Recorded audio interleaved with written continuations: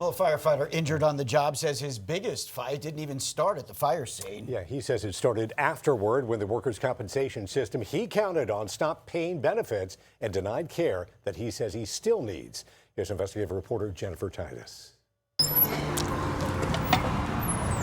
Tyler Villamic's days now look very different.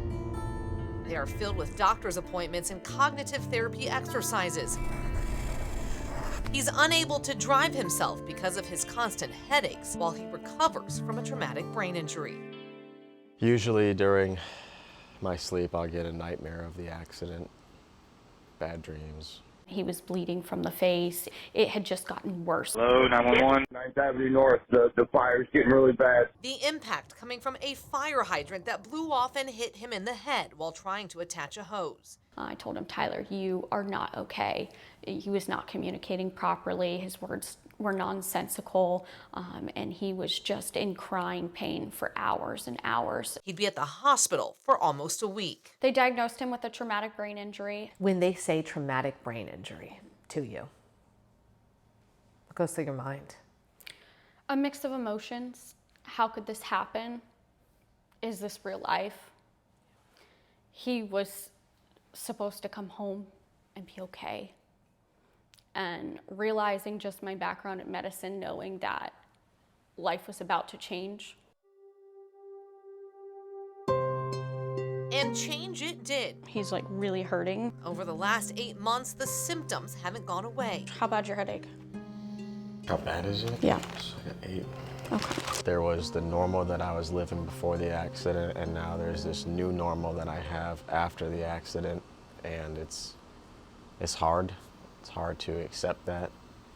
You know, I would hope that with continued therapy and working really hard to get better, that I can get back to where I was before. But Courtney says now there's a second battle. I had faith in the doctors who saw him to recognize and listen to Tyler, just listen to him and look at those injuries, look at the imaging and listen to what his struggles were and find a path, find a treatment path for him. And that hasn't happened. Courtney says she's had to fight to get Tyler to see certain specialists, and some of the doctors assigned through workers' compensation were focused more on closing the claim than treating Tyler's injuries. She also says these medical records show changes after discussions with Tyler's nurse manager. Eventually, Tyler was cleared to return to work, ending his workers' compensation benefits. These workers' comp benefits were wrongly terminated, and you're having someone who's fighting, who is suffering, and who is just asking for providers to listen and treat him. What makes this case maybe one of the most egregious cases that I've seen is the involvement of a nurse case manager who has sort of intervened at every level of medical care. And really gotten in the way of making progress medically for our client. And that also complicates then the payment of lost wage compensation. Attorney Jeff Beekler represents Tyler in a lawsuit they filed against the city of St. Pete.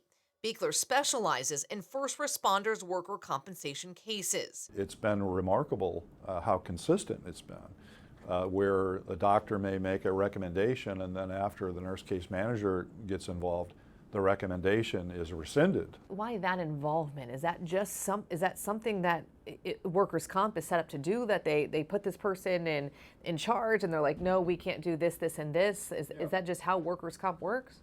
Yeah, I mean, unfortunately, the workers' comp system it's really a broken system.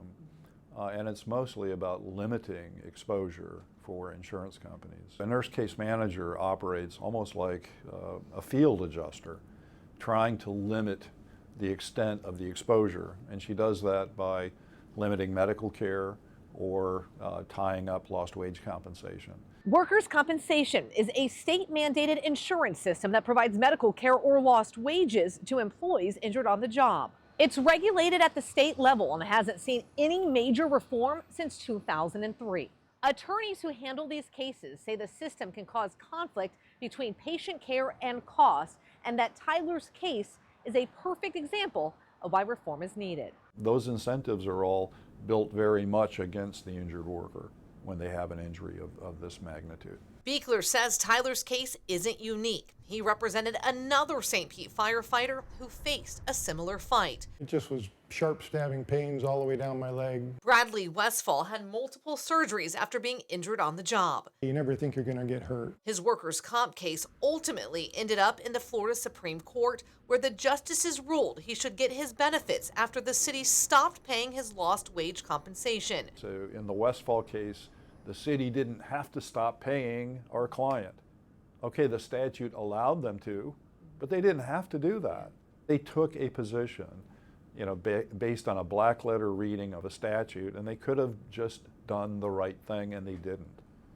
And I'm suggesting the very same thing is true here. We did reach out to the city several times to speak with them about Tyler's case, but they told us they do not comment on personnel issues.